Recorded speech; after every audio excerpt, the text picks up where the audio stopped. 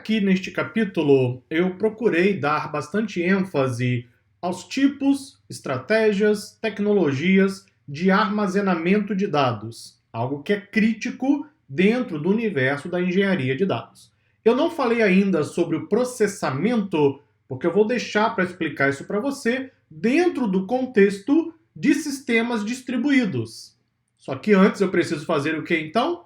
Definir o que é um sistema distribuído. E aí eu vou continuar explicando para você sobre armazenamento, agora em ambiente distribuído, e vou trazer para a conversa também o processamento. Vamos lá? Então me acompanhe.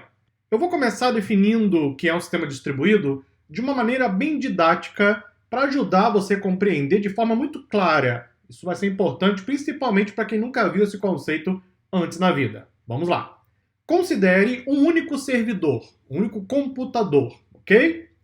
Essa máquina tem uma quantidade limitada de espaço em disco, 1 terabyte, por exemplo. A sua máquina, o seu computador aí na sua casa, no seu trabalho, etc., talvez tenha 1 terabyte de espaço em disco, não é? Hoje é bastante comum. Esse é o limite físico de armazenamento. Você não consegue armazenar mais do que o limite oferecido pelo seu computador. E tem limitação física de capacidade computacional. Por exemplo, um processador Intel Core i7, 16 GB de RAM. Essa configuração vai te dar os limites físicos do que você consegue para armazenamento e processamento. O armazenamento, é claro, você gravar dados em disco ou utilizando algum tipo de meio específico de armazenamento. O processamento é você executar alguma tarefa computacional, como, por exemplo, treinar um modelo de machine learning ou executar um pipeline de dados e assim por diante. Então, de fato, o computador lhe oferece pelo menos duas tarefas principais: o armazenamento e o processamento. O armazenamento é limitado pelo seu limite de espaço em disco, o processamento é limitado pela capacidade do seu processador e do total de memória RAM, entre alguns outros detalhes, mas isso aqui é suficiente para o nosso exemplo. Essas são limitações físicas do computador e do que ele pode armazenar e processar. Bom, até mais ou menos cerca de 2 décadas atrás, as empresas tinham uma máquina para fornecer talvez uma série de serviços, uma série de tarefas. Só que a computação, a informática de um modo geral, começou a ganhar cada vez mais importância dentro das empresas. Pois bem, e se pudermos usar a capacidade de armazenamento e processamento de diversos computadores simultaneamente? Quando uma pergunta é feita, normalmente busca-se uma solução, não é isso? Sim, podemos fazer isso. E assim nasceram os sistemas distribuídos. Antes mesmo de apresentar aqui para você algumas definições mais formais, veja que o conceito é bem simples. Nós temos uma única máquina que tem limitações físicas. Pois bem, eu posso tentar suprir essas limitações simplesmente usando várias máquinas que vão trabalhar juntas no ambiente de rede para servir um determinado propósito, como, por exemplo, o armazenamento, nesse caso agora distribuído, ou o processamento distribuído, ou ainda ambos. Vamos então trazer aqui algumas definições mais formais.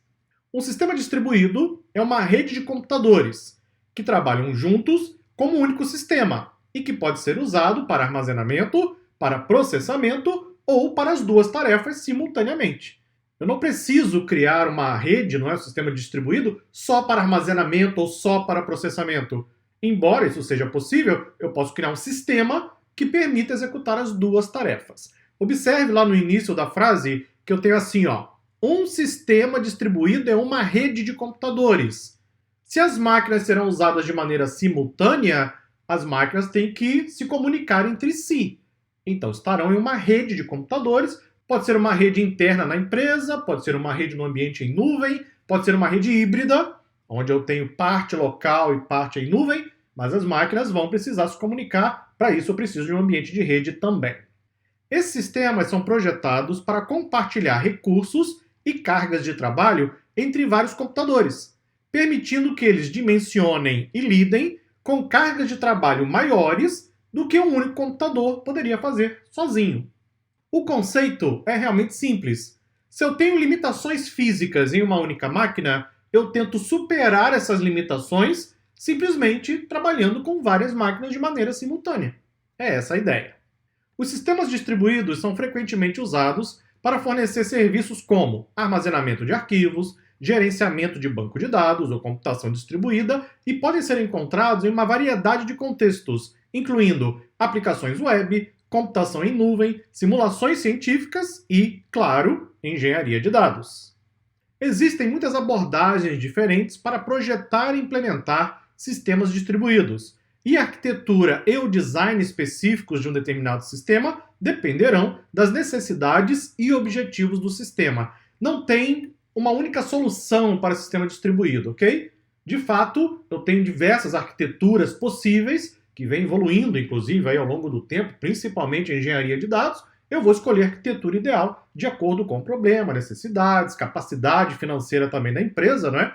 Porque computadores não são gratuitos, não é isso? Computadores custam dinheiro, seja no ambiente local, na nuvem, não importa. Então a empresa ela pode ter limitações de orçamento, limitações financeiras, que vão fazer com que eu precise ajustar a arquitetura do meu sistema distribuído. Mas se sistemas distribuídos trouxeram uma solução eficiente para armazenamento e processamento, também trouxeram um novo problema. Como vamos gerenciar as tarefas computacionais em diversos computadores simultaneamente? Boa pergunta! Quer saber a resposta? Então me acompanhe no próximo vídeo. Muito obrigado e até lá!